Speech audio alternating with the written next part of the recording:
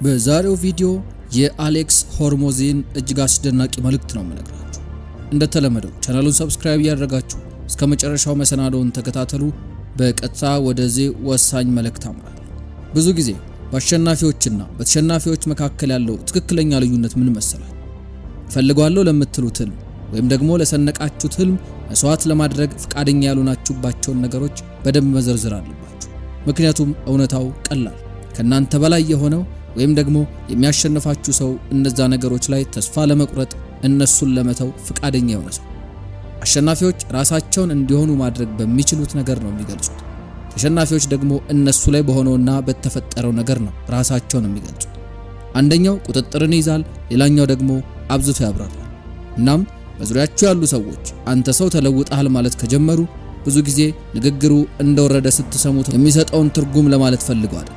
የምርም ያንን ሲሉ ማለት የፈለጉት ነገር እያደጋችሁ ነው የሚለውን ሐሳብ። ነገር ግን ለዛም ይሁን ቃላት የላቸው። ይሄ ክፋት ወይም ደግሞ ተንኮል አይደል። ይሄ እነዛ ሰዎች መጥፎ ናቸው ማለትም አይደል። ይልቁኑ ያ ማለት እነዛ ሰዎች ራሳቸውን በዛ ደረጃ ሲያድጉና ከፍ ሲሉም አይተውት አያውቁም ማለት ነው። ስለዚህ ያ ነገር ፊት ለፊታቸው ሆኖ እንኳን አላስተዋሉትም ማለት ነው። እዚህ ጋር ለራሳችሁ ደጋግማችሁ መጠየቅ የሚጠበቅባችሁ አንድ ወሳኝ ጥያቄ አለ። ባትፈሩ ኖሮ ምንድነው የምታደርጉት የሚል ነው ጥያቄው። ምክንያቱም ፍርሃት ሰዎች ከሚያስቡት በላይ ውሳኔዎቻቸውን ቅርጽ የሚያስይዝ ነገር እና ደግሞ ብዙውን ጊዜ ያ ፍርሃት እውነተኛ አይደለም። በጣም ከባዱ ክፍል መጀመር ነው። ሂደቱን ለመቀጠል ከሚያስፈልጋችሁ ኢነርጂ በላይ መጀመር የምንለው ነገር ብዙ ኢነርጂ ይፈልጋል። ነገር ግን አንዴ መንቀሳቀስ ከጀመራችሁ ሁሉም ነገር ነው የሚለወጠው። ነገሩ ቀላል ሆኖላችሁ አይደለም፣ ነገር ግን እናንተ የበለጠ ጠንካራ እየሆናችሁ ስለምትመጡ። ከፊት ለፊታችሁ የሚመጣው መሰናክል ከባድ ይሆናል ከተባለ አዎ ከባድ ይሆናል። ነገር ግን በተመሳሳይ መጠን ደግሞ እናንተም ያንን መሰናክል ማለፍ የሚያስችል ጥንካሬን ትላበሳላችሁ፣ ልምድ ታገኛላችሁ፣ ክህሎትና ድጋፍም ታገኛላችሁ። እናም በድንገት የሆነ ወቅት ላይ የማይቻል ይመስላችሁ የነበረው ነገር ኖርማል ወደ መሆን ይመጣል ማለት ነው። መጀመሪያ ላይ ነገሩ የተለየ ነው። እናንተ ብቻ ናችሁ ያላችሁት። ትንሽዬ አቅም ያለውና ለመትረፍ የሚፍጨረጨር ሰው ናችሁ። ምንም ድጋፍ የለም፣ ምንም አቅርቦት የለም፣ ምንም ማበረታቻ የለም።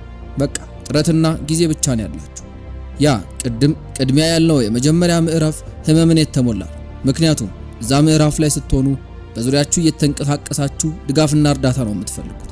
ከዛ ግን ማንም እንደማይመጣ ለእናንተ ያላችሁት እናንተ ብቻ እንደሆናችሁ ይገባችኋል። ነገር ግን በዛ ምዕራፍ ላይ የምታልፉባቸው የትግልና የድካም መስመሮች በጣም ትልቅ ትርጉምና ዋጋ ነው ያላቸው። በዝቅታና በብዙ ችግር ያለፋችሁበት ያ ቀን አንዳች ዋጋ ያለውን ነገር ይሰጣችኋል። መረዳትንና ከወደቃችሁበትም ማገግሞ መነሳትን ታገኛላችሁ። እነዛ ነገሮች ደግሞ ብዙ ሰዎች በኋላ ላይ ቆየት ተብለው የሚያገኟቸው ወሳኝ ነገሮች ናቸው። ስለዚህ ያንን የመከራና የችግር ምዕራፍ ከመጥላት ይልቅ ያንን ወቅት እንደ መዘጋጃ ምዕራፍ መመልከት መቻል አለባችሁ። እያንዳንዱ ትግል መሳሪያችሁ ይሆናል። እያንዳንዱ አስቸጋሪ መስመር ወደፊታችሁን የምትገነቡበት ወደ መሆን ይመጣል። በህይወት ውስጥ ነገሮች ቀላል እንዲሆኑ መጠበቅ ነው ነገሮችን የበለጠ ከባድ የሚያደርጋቸው። ምክንያቱም እውነታው ሁሌም ከሚጠብቁና ከሚገመቱ ሰዎች በላይ ከባድ እንደሆነ ነው የሚሰማችሁ።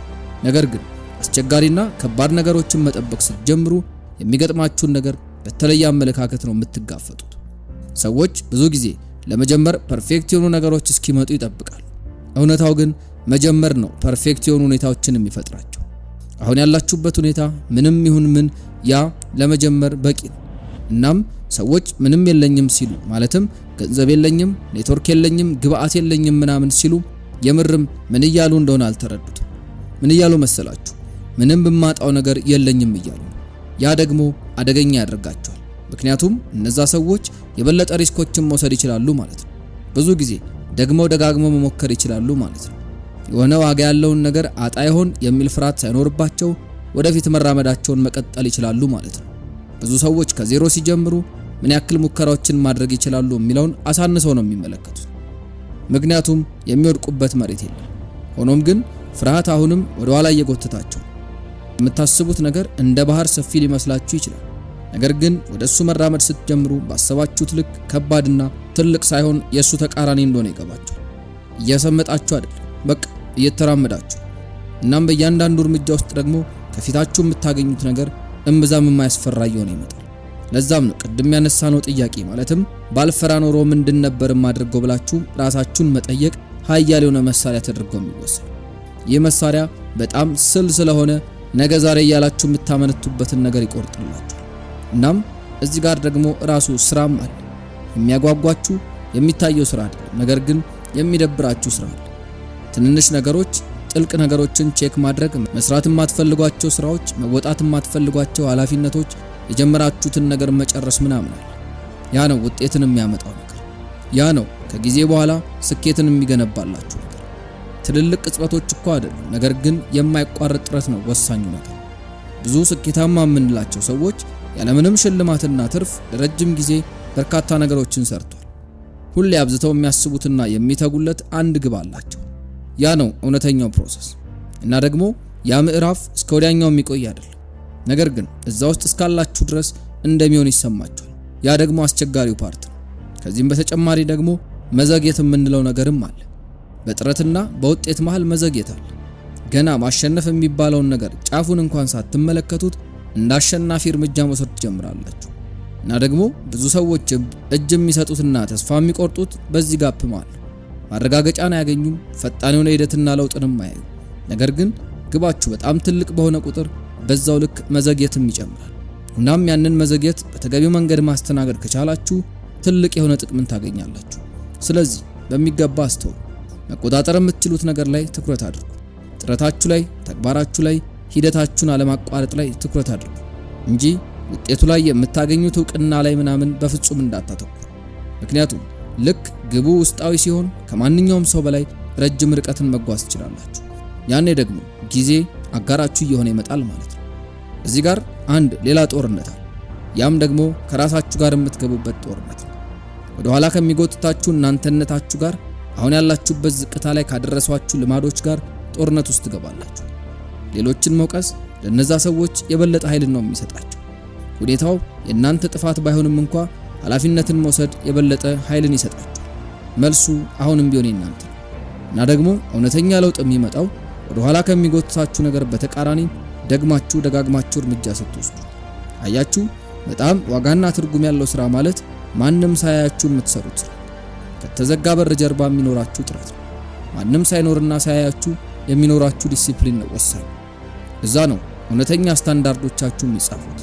ህዝብ በሚያይበት ቦታ አይደለም፣ ነገር ግን በግል ከራሳችሁ ጋር ስትሆኑ፣ ስትታዩ ሳይሆን ብቻችሁን ስትሆኑ ነው ያ የሚመጣው። እውነተኛነት የሚመጣው በመስመራችሁ ከመጽናት። የምታስቡት የምትናገሩትና የምታደርጉት ነገር ተመሳሳይ ሲሆን ነው እውነተኛነት የሚመጣው። እስኪ ራሳችሁን አንድ ጥያቄ ጠይቁ። ምንም አይነት ቅጣት ባይኖር ኖሮ እርምጃችሁ ምን አይነት ይሆን ነበር? ምንም አይነት ትችት፣ ምንም አይነት የሚመጣ መዘዝ ባይኖርባችሁ እንዴት ትሆኑ ነበር? ያ ባህሪ እንግዲህ የምርም ማናችሁ የሚለውን የሚገልጥ ነገር እና ደግሞ ተግባሮቻችሁ ለዛ አይነት እናንተነታችሁ እየቀረበ በመጣ ቁጥር በዛው ልክ ነፃ እየሆናችሁ ትመጣላችሁ። ምክንያቱም ከዛ በኋላ ማስመሰልን ታቆማላችሁ። በቀላሉ ራሳችሁን እየሆናችሁ ትሄዳላችሁ። ብዙ ሰዎች በህይወታቸው ውስጥ የሚሰማቸው ህመም የሚመጣው ከራሳቸው አእምሮ ነው። ሁኔታዎችን ከሚተረጉሙበት ለራሳቸው ከሚነግሩት ታሪክ ነው የሚመጣው። አንዳንዴ ድካም የምንለው ነገር ራሱ የሰውነት መዛል አይደለም። ይልቁኑ ያ ድካም የስሜታችን ምላሽ ነው። እኛ ላይ የሆነውን ነገር እንዴት ነው የምንረዳው የሚለውን ነው የሚያመላክተው። አንድ ሰው በአእምሮ ውስጥ እንዲያድግ ከፈቀደለት አንድ መጥፎ ኮመንት፣ አንድ ትንሽዬ ትችት ያንን ሰው በሚገባ ተጽዕኖ ያሳድርበታል። ነገር ግን ያንን ነገር ወደ ክፍት መስመር ካመጣችሁት፣ በግልጽ ከተመለከታችሁት እናንተ ላይ የሚኖረውን ኃይል እያጣ ይመጣል። ትንሽዬና ከንቱ ነገር ይሆናል ማለት ነው። ስለዚህ ራሳችሁን ጠይቁ፣ የምርም እዚህ ያለው ምንድን ነው? ምክንያቱም እውነታውን መፋለም ኢነርጂን ይወስዳል። እሱን መቀበል ደግሞ ኢነርጂያችሁን ነፃ ያደርጋል። እንዲሁም ደግሞ ወደፊት እንድትንቀሳቀሱም ያግዛችኋል። የያዛችሁትን መስመር በድል ለመወጣት ስኬት አያስፈልጋችሁ።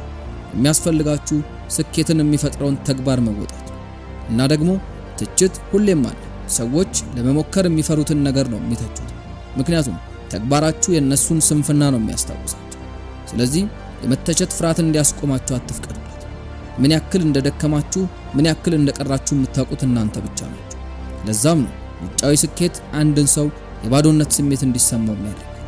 ነገር ግን ስራው ራሱ ግብ ከሆነ ሁሉን ነገር ይለወጣል። ምክንያቱም አሁን ውጤቶችን እያሳደዳችሁ አይደል፣ ይልቁኑ ራሳችሁን እየገነባችሁ። ያ ደግሞ ማንም የማይቀማችሁ የራሳችሁ የሆነ ነገር ስለሆነ ማለት ነው።